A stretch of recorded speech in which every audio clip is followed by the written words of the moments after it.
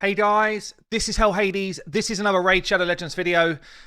Guys, I want to give you 5 tips to increase your damage. Okay, a lot of people come into this game relatively new to the game and they don't understand the basics of enhancing the damage that you can output. And honestly, they are basic. Once you start to get these build ideas into your head, this game becomes tons easier. And you actually use the same techniques in all areas of the game, whether we're talking about trying to do harder hits in the arena, whether we're talking about trying to do harder hits on a boss against waves of mobs that are coming at you, or even against clan boss. The same rules apply. So let's go into it. Let's see what we're going to do. Just a quick call out. I will be streaming tonight. There will be a free account takeover giveaway, as we do every 2 weeks on a Sunday, to 1 Twitch sub. Come and join us tonight, Hell Hades TV on Twitch. Yeah, let's have some fun. So, let's have a look then. What we're going to do. I guess the first thing I want to call out, right, if you're hitting any mob, let's just go into campaign. Let's go in campaign early level. If you're hitting any mob and you do not have, let's just bring in a renegade. I'll show you her stats quickly.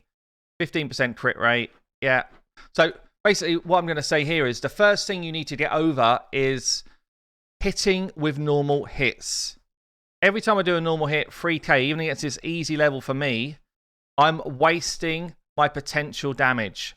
2k, 3k. And you'll see, as soon as we get a crit, we basically doubled our damage.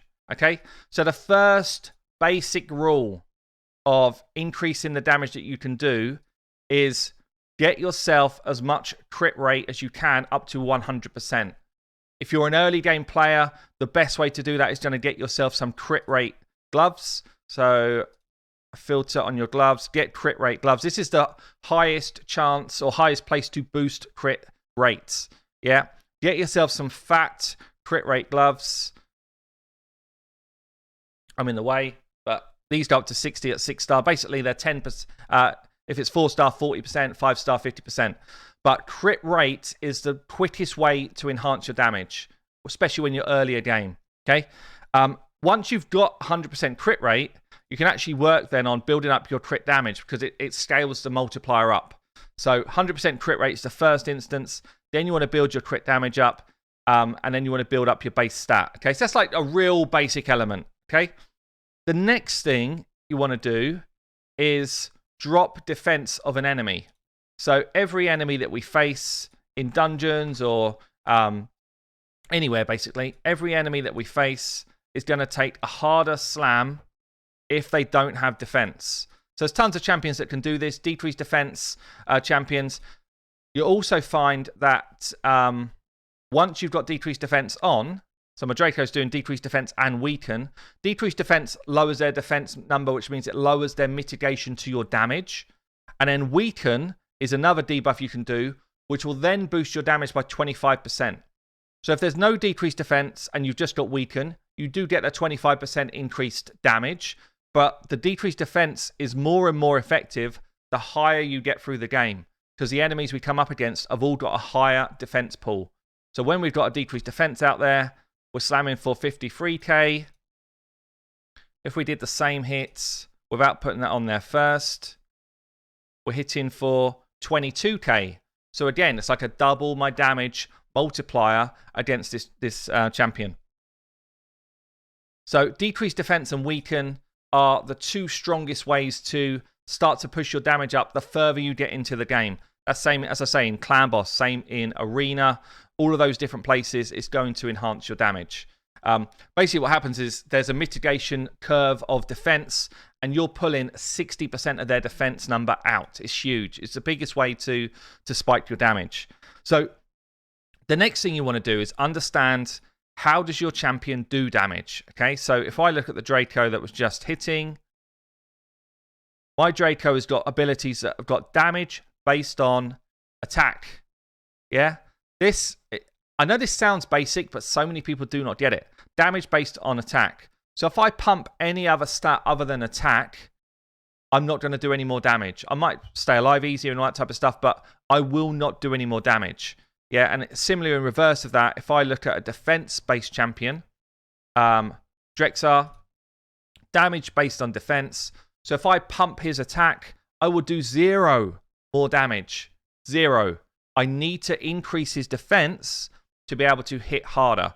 So you need to understand what team comp you're running, and then you want to bring in someone that can buff their damage. So if we look at that same Draco again,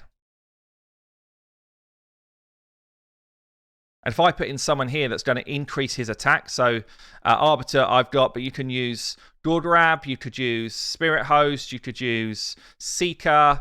Tons of champions do increase attack. If you want to find these type of champions, you can come onto hellhades.com.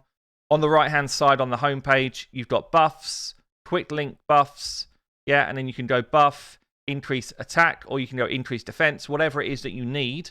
But if you click on increase attack here, it will give you all of the champions that do increase attack. And you've got this first one increases the teams. The next one just increases the targets. Then it's just themselves. Yeah, and then you've got a weak version, 25% increase attack as well, etc. Yeah, so you can just come and find any of those things that you want from the page. Same with debuffs, same, all of those things are on those links. So we've seen that we did what, 22k when we didn't have increased attack on. So if I pump the increased attack on, basically what this is doing is it's taking his attack, increasing it by 50%. In the way that the multipliers in this game work, it just takes your damage output and times it by 1.5. So we should see something close to 30 odd K. Let's see that again. There is a 10% up and down. 28k. So you see, so we've got about, what was that? So we've had about a 30-40% increase there. So if we then try the same thing again, I'm going to put decreased defense and weaken on this time. Just drop his turn meter so I don't get a load of goes. And then with decreased defense and weaken plus the increased attack, we're starting to get a build of damage buffs now. We then pop out 72k. So you see how we did what, 50 odd K before without the increased attack. We've put a 50% increase in his attack. It's basically taken the multiplier, times it by 1.5. So buffing the right way is really important. If I show you the reverse of this with a defense-based champion, yeah, it's the same thing again, but you need someone that does increase defense. So I've got a Sifa here that does it, but you've got tons of champions that do it. Again, you can check out the Hell Hades site. Let's find a defense-based hitter. There we go, whirl him. And you'll see that it works in the same way. So let's just A1 a second. So if I just hit with an A1 here with no increased defense on, I'm hitting for 6k, no crit. We go again. Just stop him from having a go. A1, 8k. So increased defense. It's giving me that. I think that's a 50% buff. So you just enhance your damage based on the type of damage that you do. Okay. So we've covered off getting crits, having buffs, decreasing defense, weakening the enemy. Two more big ones. Again, sounds basic, but I'm going to talk it through anyway. Masteries. Masteries is actually one of the biggest ways to enhance your damage. Let me move myself a second because most of them are in the offense tree. So what masteries enhance damage? Okay, you've got a crit rate here, which is going to help you get to that crit cap, and a crit damage here is going to help you get to your crit, just enhance the amount of crit that you're going to do. But you've also got some really powerful ones. So Heart of Glory gives you 5% more damage when you're hitting at full health. So basically, you take whatever hit you would have done and you times it by 1.05. Doesn't sound like a lot, but when you start to add these up, it's a huge amount. Shield Breaker. If anyone is under a shield, you're going to hit 25% harder. This is one of the biggest single increases of damage that you can get, but it's situational. It's only against people with a shield. This is particularly good for champions that are going to play in the arena if you don't think you're just going to one-shot them, or if you think you might be up against people in shield sets. This is a massive damage boost, 25%. You've got here Grim Resolve, 5% more damage if you're less than half health. This is particularly good if you're running an unkillable team and you're looking to push your damage up because you know you're going to be low health for most of the fight. Other ones you've got here, increased damage to targets with less than 40% health. This one's particularly good if you regularly fight the clan boss when it changes affinity. So if you're a late clan boss hitter, you can get 8% more damage per hit from taking single out. That's particularly good. Another one here, Ruthless Ambush. 8% more damage the first time you strike the enemy. Particularly good for arena champions or champions that are going to be nuking wave after wave through stuff like Faction Wars or Doom Tower or just general dungeons. Okay, another one here, Bring It Down. 6% more damage when you're attacking people with higher health. If we're talking about PvE, anything from stage like 7 up in dungeons, any Doom Tower waves, any Faction War waves, any clan boss situation, this is just active all the time. This is a massive boost. 6% more damage, active all the time. It's huge. So do not underestimate how powerful Bring It Down is.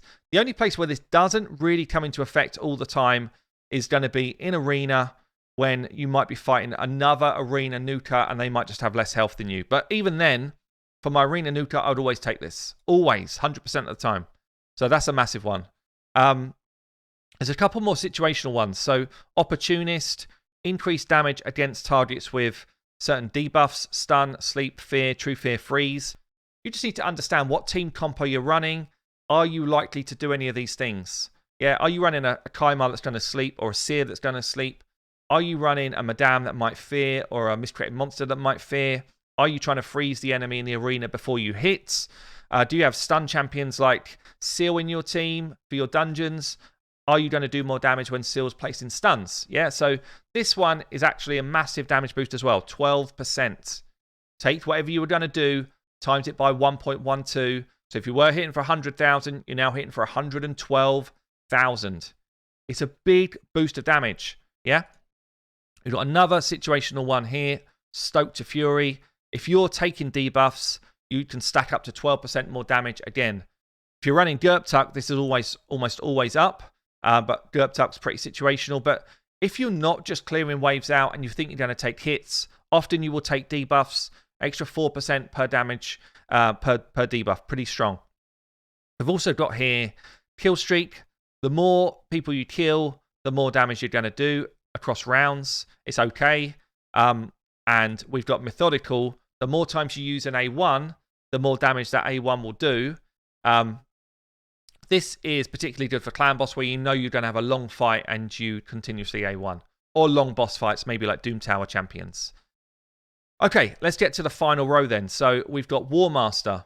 War Master is a great damage dealer if your champion doesn't do much damage.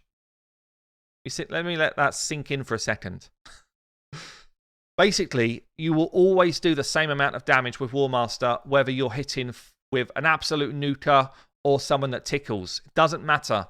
The damage level you do is always the same.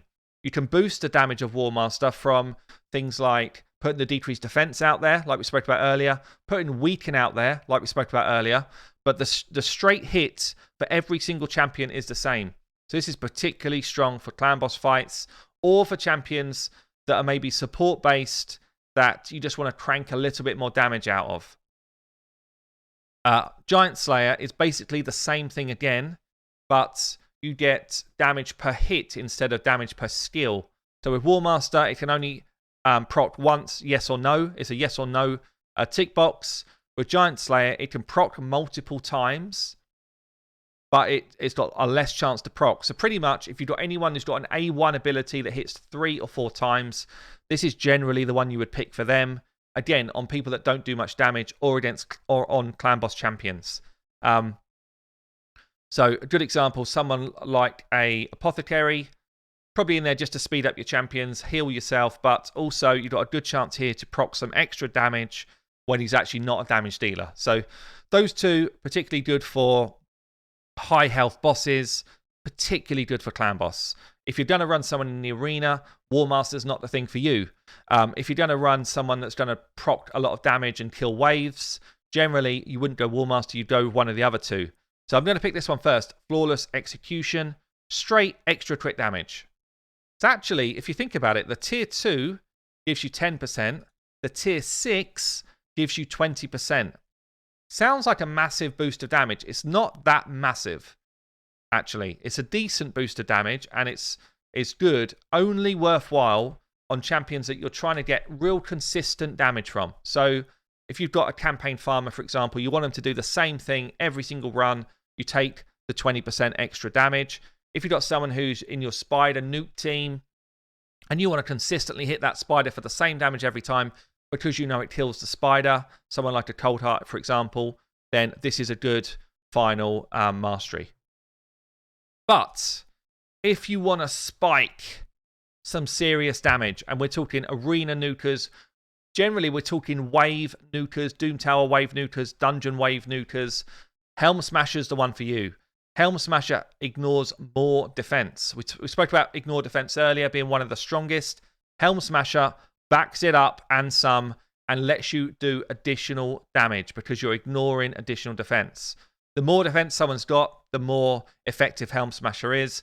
But on anybody that I'm trying to do high levels of damage with, I will pick Helm Smasher like 99% of the time. The only times where I wouldn't be doing this ability is really where I'm doing stuff like, yeah, like I said, consistent damage over time, or if a champion already ignores defense. So somebody like a who's a good example, Faceless ignores 100% defense. Raw Huntsman ignores 100% defense. Well, I'll tell you what, Helm Smasher proccing will do zero. It will do zero because they're already doing it. So situationally, there are exceptions, but this is the big boy of the damage dealing world, Helm Smasher. In terms of other masteries that might do some extra damage, there's very few. Very few. You can get a little bit more damage out of Law and Steel just from proccing more set bonuses like increase attack and that type of thing. Increasing your crit damage on a crit damage set, increasing your crit rate on a crit rate set. So that's one to look out for. If you've got an HP-based champion, HP-based champions don't have the increased HP buff. Pretty much the only way you're going to get a bit more is Steadfast can give you a bit more HP, but you'd still be pretty much full offense. And that's about it, really. Same sort of thing here. Increased defense will give you a touch more defense for your defensive-based champion, but it's not a lot. So masteries, though, are a big one. If you think about all of these extra 6s, 5s, you can get yourself a good 20 to 25% more damage through masteries. It's massive. It's like putting another increase attack buff on you. That's how big masteries are. And then the last one I'm going to talk about here are books. I used to, naively I guess, I used to say only book if you're gaining an enhanced debuff chance or if you're gaining cooldowns. Yeah, so things like this, increased cooldown, increased debuff chance, I was like that. That's where your book should go. Same sort of thing across the board, really. If we're talking about, I don't know, someone like a Drex, and I'm like, yeah, if you can boost his chance to get the HP burns out, fantastic. But if you get that, stop. That's what I used to say. Since then, I've learned way more about how damage works in this game, and it turns out books for damage are huge. They're a huge boost, like massive. It's just a straight multiplier. So 15% more damage here. You take whatever you would have hit for, and you timed it by 1.15. Okay? That's not too different from what we just spoke about for a whole mastery tree. Those books there are not far off a mastery tree for boosting your damage. Again, let's let that sink in. It's huge. It's absolutely massive. So, and unfortunately, books are completely scarce. So when you are booking, you need to consider, where am I going to use that champion? Is it going to enhance their abilities enough to make me want to use books? So there's some champions like, I don't know, maybe someone like Relic Pretender, where you just like, I don't care about decreased attack on the A1, and I don't care about damage boost for Relic Pretender because she just doesn't hit hard anyway. So if I do land a couple of books here and a book here, I completely stop. Whereas someone like a Kale, I absolutely want these 4 books in damage because 20% more damage, I'm timesing whatever I would have done by 1.2. And it's a massive boost of damage. 20% is huge. So when you think about all of these adding up, we basically doubled our damage from going from a normal to a crit. Yeah, we doubled our damage again when we put decreased defense and weaken down.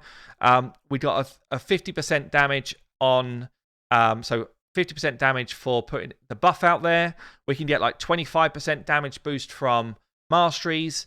We can get whatever the book damage boost is from books. Before you know it, you are doubling your damage and some again, and some again when you start to layer all of these damage boosts together. And that's why when someone says to me, I've got a Trunda, but she doesn't do anything. And then what I see is I look at the build and I'm like, yeah, but you didn't have any crit rate and you didn't have crit damage. You didn't really boost your attack. Hold on a second. You didn't book her damage and you're not running Masteries that boost her damage. And you're like, and you're not putting an increased attack buff out before she hits. And it's like, that's why you are not hitting hard. It's not because your version is different to anyone else's. It's because you don't understand the fundamentals of how to build damage champions. And you also need to understand the fundamentals of the difference between an attack-based champion and a defense-based champion or an HP-based champion. Yeah. If I put attack on this guy, nothing. 0. Anyway, hope that's useful, guys. There's a lot more kind of intricate detail that goes into this. I'll ping a video that goes into more like a, I guess, an extended course on this, which is way more detailed and there's a lot more maths. But this is the basic version. Hope you enjoyed the video. I've been Hell Hades. I'll see you later.